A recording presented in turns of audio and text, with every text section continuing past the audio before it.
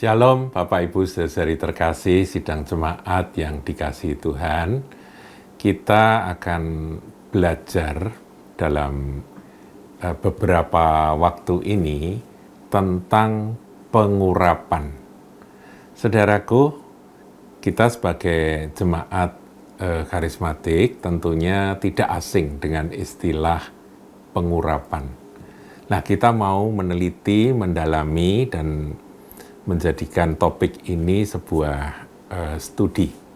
Sebetulnya apa sih yang dimaksud dengan pengurapan itu? Nah, definisi pengurapan itu sendiri, saudaraku ya.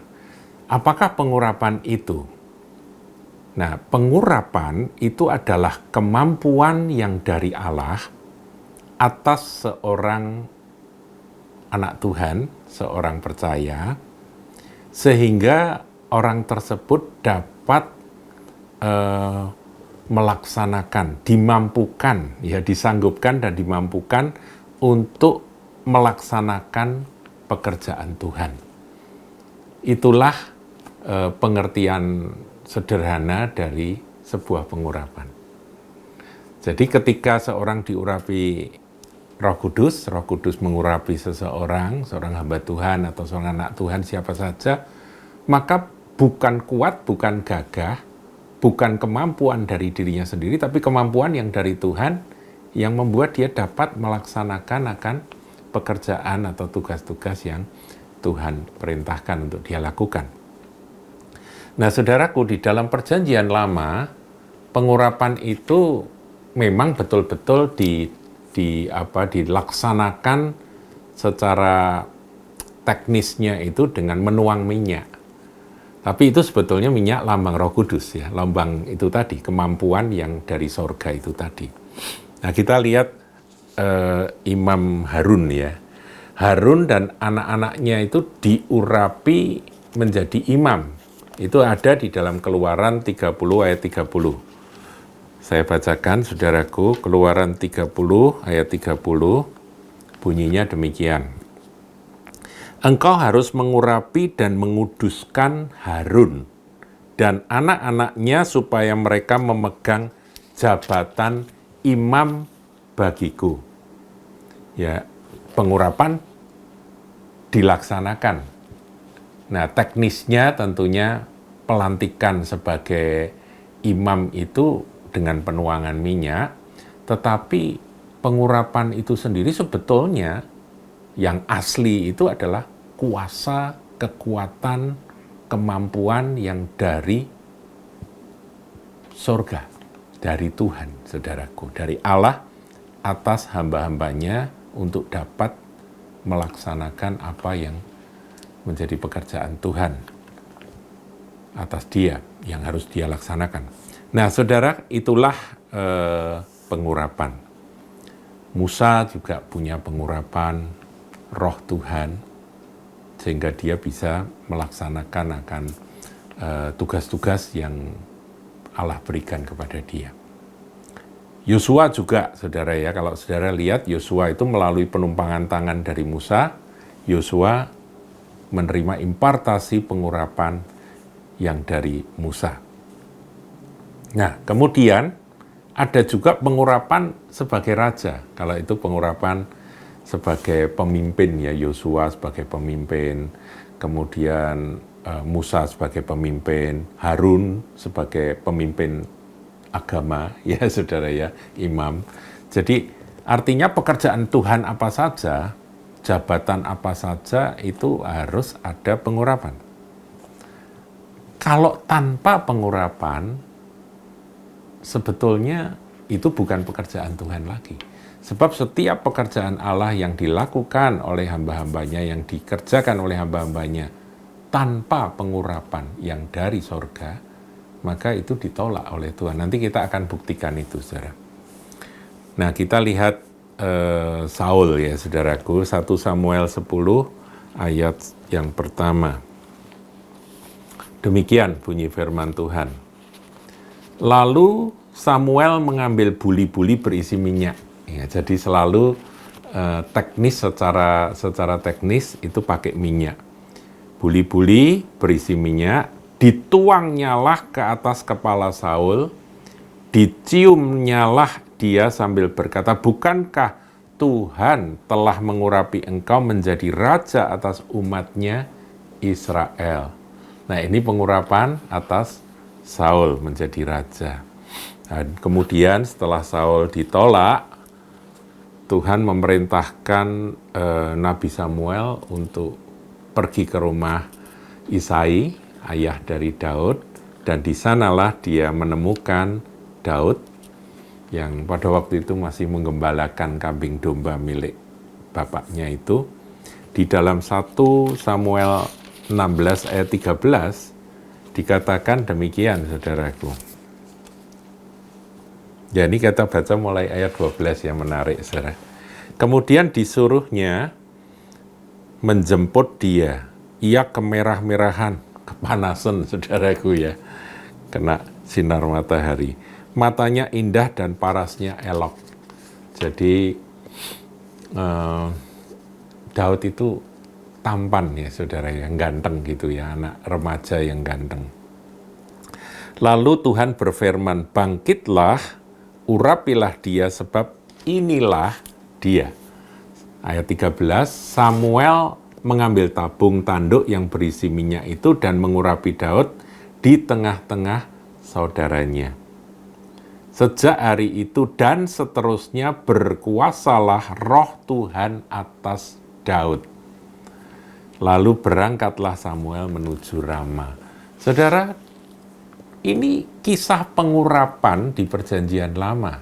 Tadi kita sudah menyebut Musa sendiri, kemudian Harun, anak-anak Harun, jabatan imam, saudara. Kemudian ada zaman Yosua, kepemimpinan Yosua. Yosua mendapat impartasi dari Musa, itu saya bisa lihat dalam Ulangan 34 ayat 9. Kemudian Saul, ketika dia dipilih untuk menjadi raja, dia diurapi, saudara, oleh Samuel. Daud juga sebagai pengganti Saul, Daud itu diurapi menjadi raja dengan dituangi minyak yang dipegang di tanduknya. Tanduk yang berisi minyak itu ya, dituang kepalanya.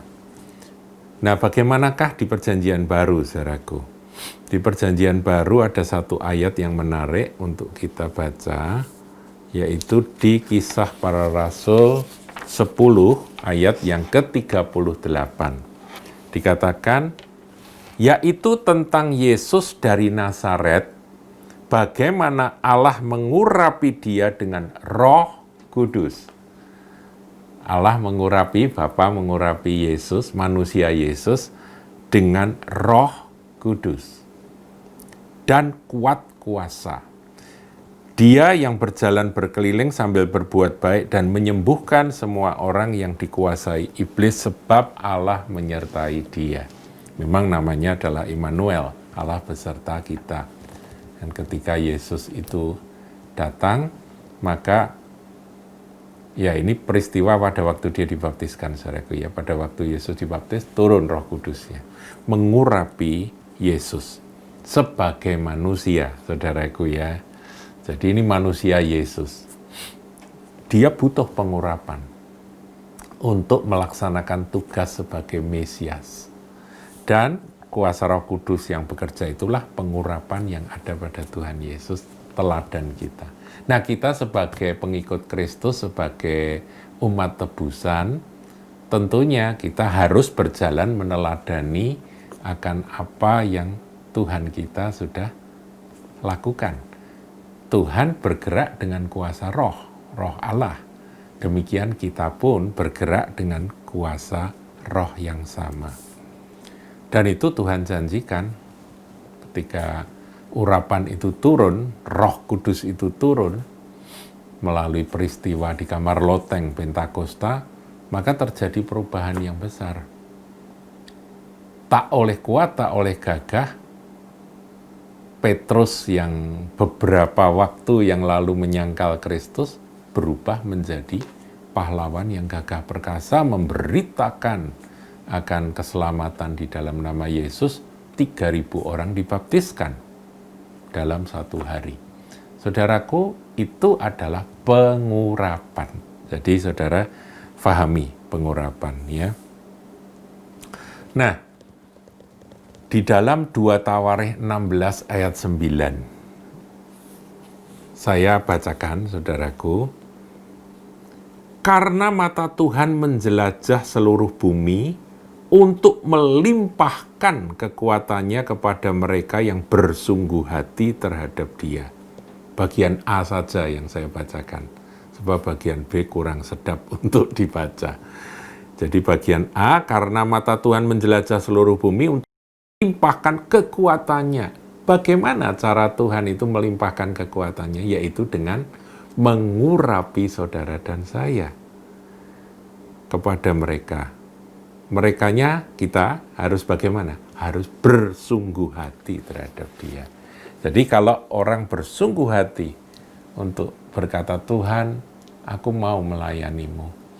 Aku mau Tuhan hidupku ini berguna bagi kerajaan sorga.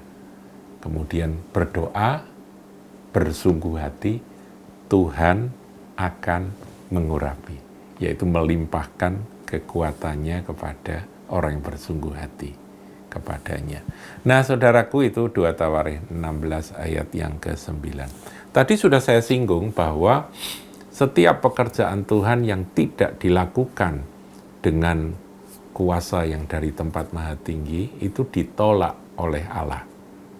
Jadi manusia itu kan punya kemampuan macam-macam, saudara. Tapi kalau tidak mengandalkan akan urapan Roh Kudus, maka sesungguhnya pekerjaannya itu tidak diterima oleh Tuhan. Sehebat apapun, semenarik apapun dia mengemas akan apa yang dia lakukan dalam pelayanan, kita harus mengandalkan Tuhan. Orang harus mengandalkan akan kuasa Roh Kudus. Misalnya, saudara, ketika Saul itu diurapi menjadi raja, dia coba bertindak untuk menjadi imam, yaitu dengan mempersembahkan korban. Nah, ini sebuah cerita klasik. Akibatnya apa? Dia ditolak oleh Allah. Nabi Samuel datang terlambat pada waktu itu melihat bahwa Saul mempersembahkan korban. Itu bukan urapanmu. Itu bukan bagianmu. Urapanmu sebagai raja. Itu bagian dari orang lain yang diurapi secara khusus untuk mempersembahkan korban. Kok kamu berani-beraninya? Dan karena itu, ketidaktaatan itu, karena hal yang lancang itu, dia ditolak oleh Allah. Saudara bisa baca sendiri ya, yaitu 1 Samuel 13 ayat 9-14 itu peristiwa yang tragis. Dia ditolak oleh Allah. Kemudian Raja Uzia. Nah, kalau Raja Uzia perlu kita lihat, saudara ya. 2 Tawarikh 26 ayat 18. 2 Tawarikh 26 ayatnya yang ke-18.